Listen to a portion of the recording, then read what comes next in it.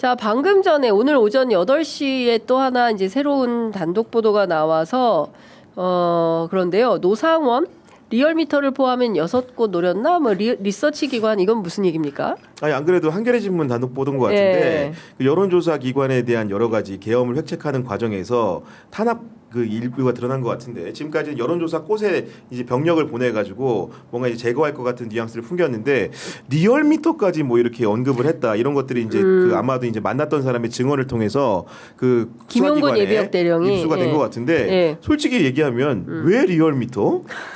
솔직히 그런 생각 들었거든요. 우리도 여론조사를 이렇게 자주 받아보기 때문에 리얼미터라는 데가 누가 보더라도 특정 정파의 편향적인 여론조사 기관이라고 생각이 되나? 그러니까 이런 부분이 들리거든 제가 보니까. 그런 것은 전혀 아닌데라는 생각이 좀 드는데 어쨌든 지금 이택수 대표가 많이 보내고 있어요 기자들한테. 아니, 왜냐면은 그거 자체가 그러니까 여론조사 자체를 본인 후보 입장에서 호불호의 문제로 생각하는 윤석열에 대한 지지와 부지지의 문제로 따져가지고 결국은 우리한테 대통령한테 불리한 이슈에 대해서는 철저하게 적으로 치환하는 이런 세계관을 가진 사람이 노상원이었는데 노상원이라는 사람이 결국은 그 계엄의 브레인 역할을 한 게 아니냐 김용현을 뛰어넘어서 윤석열까지 조율할 수 있는 사람이었던 게 아니냐 그런 의심이 나오는 찰나에서 여론조사 문제까지 불거지고 있는 게 아닌가라는 생각을 좀 하게 됩니다. 이것도 좀 여쭤볼게요. 그 이재명 후보가 이제 이준석 후보를 직격한 대목인데 12.3 비상계엄 그 당시에 왜 술 마시다가 집에 가서 샤워하고 옷 갈아입고 그리고 왔냐 왜 담을 안 넘었냐 그랬더니 이제 즉시 가서 샤워하고 즉시 나왔다. 그래서 어제 유행어가 뭐였냐면 즉시 샤워예요. 샤워 준석.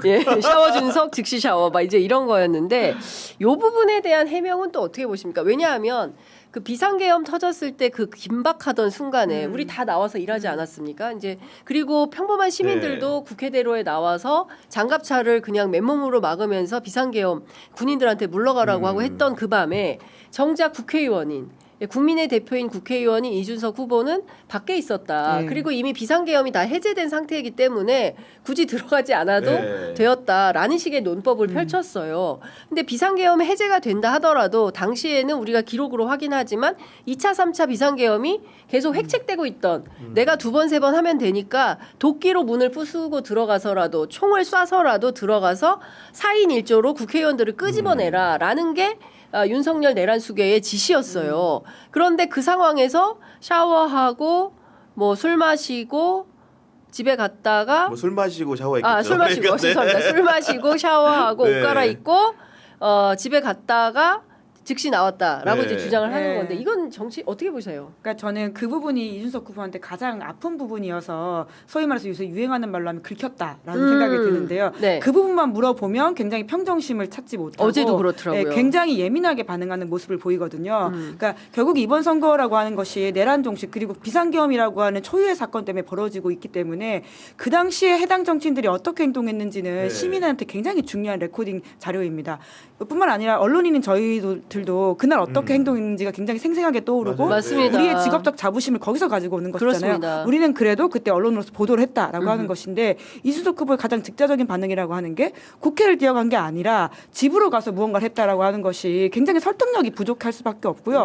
본인 스스로도 그것이 딱히 자랑스럽지 않다 보니까 그 이야기만 나오면 굉장히 좀 예민해지고 그리고 소위 말하는 긁히는 모습을 보이는 게 아닌가 싶긴 했습니다. 그리고 맨날 이준석 후보가 뭐 백불에서 얘기하는 게 특정 후보를 언급하면서 그 후보의 답변 스타일이 이러저러하고 답변을 회피하다 이렇게 말하는데 본인도 토론 3번 보니까 스타일을 알겠어요. 불리한 얘기가 나오면은 무조건 남 탓하고 물귀신 작전을 합니다. 그날도 보면은 왜 그렇게 늦게 왔냐고 묻는 거잖아요. 버선발로 뛰어나도 모자라는데 샤워까지 할 정신이 있었냐 물어보는 건데 정작 그런 이유에 대해서는 답변하지 않고 민주당 의원들 중에서 늦게 온 사람 있지 않냐 오면서 그리고 계엄 해제 과정에서 왜 본청에 안 들어갔냐 했더니 민주당 의원과 통화해서 이러저러 사정을 보니까 그러했었다는 또 핑계를 대는데 이런 방식이라는 게 늘 자기에게 불리한 이슈만 나오면은 남 탓을 하거나 물귀신 작전을 하는 태도 자체가 본인의 토론 패턴이 늘 그렇습니다. 그러니까요. 안 좋은 모습이에요. 종편식.